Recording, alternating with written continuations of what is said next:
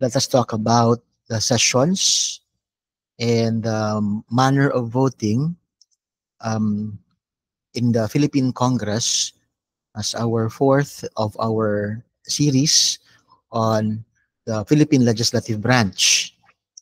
Now, sessions may be done as regular, which occurs once a year on the fourth Monday of July, unless a different date shall be fixed by law. Section 15 of Article 6 says that it's up to Congress to determine how long they shall meet until 30 days before the opening of the next regular session.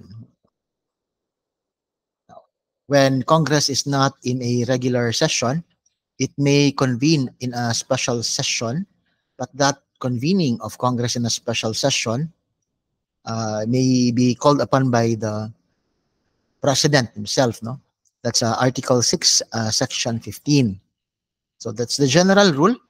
When Congress is not in session, it can be convened, especially by the President.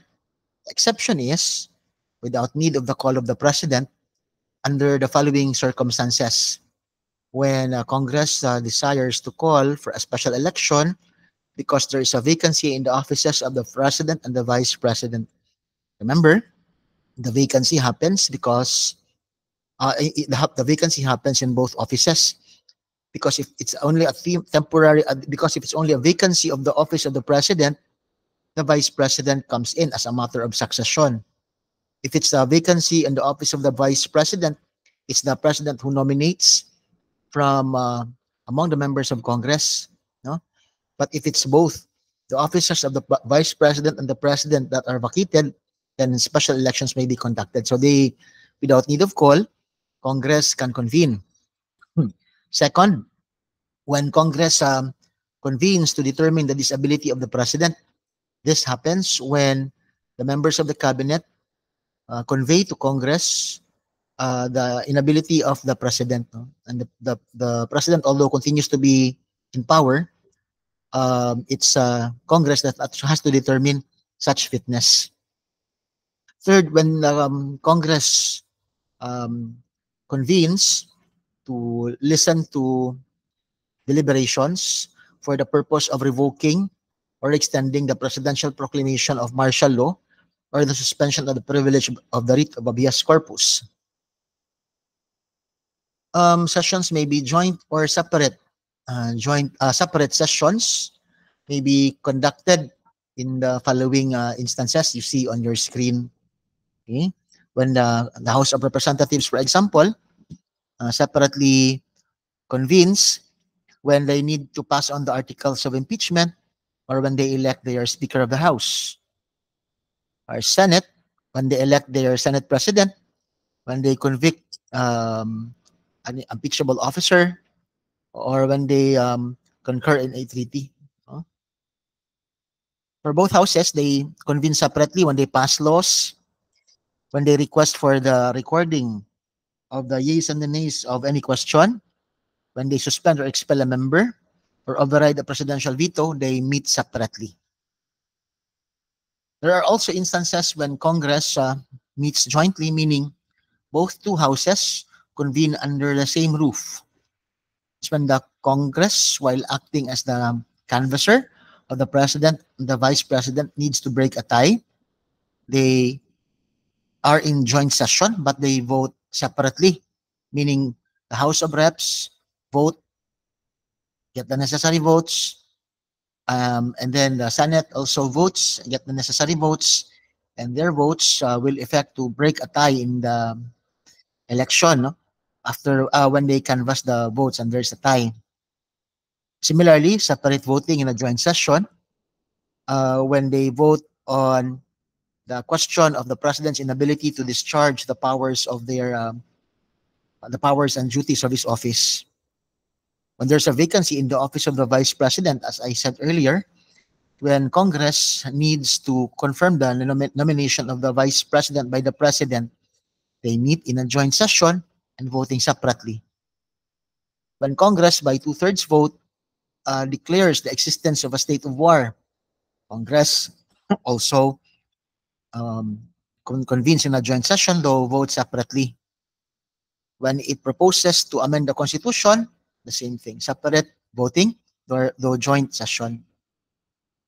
There are instances that they vote jointly, okay, in a joint session, when they revoke the proclamation of martial law or the writ of habeas, the privilege of the writ of habeas corpus. Congress votes jointly in a joint session. It's a matter of memorization. No? So this is also true for the extension of the proclamation of a martial law or the suspension of the privilege of the writ. Okay. Now, on that point, you go to the case of Padilla versus Congress, where a petition was filed mandating, praying that Congress convene to a joint session to determine whether the president's declaration of martial law may be revoked. In this case, both houses of Senate and the House of Representatives already filed or issued their own separate resolutions supporting the declaration of the president of martial law in Mindanao. So according to the Supreme Court, there is no need for a joint session because the purpose of the joint session is just to revoke. No? There is nothing to revoke because the two houses each have spoken already supporting the declaration of the president. Further, the employing the statutory construction rule of verba legis, interpreting the provisions on the declaration of or the participation of Congress on the declaration of martial law says that there is no more need for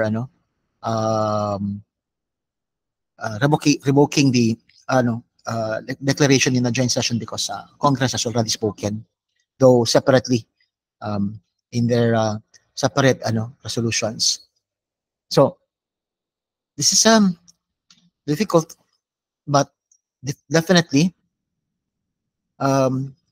in a joint session where Congress vote jointly, the members of the House of Representatives may outvote the senators.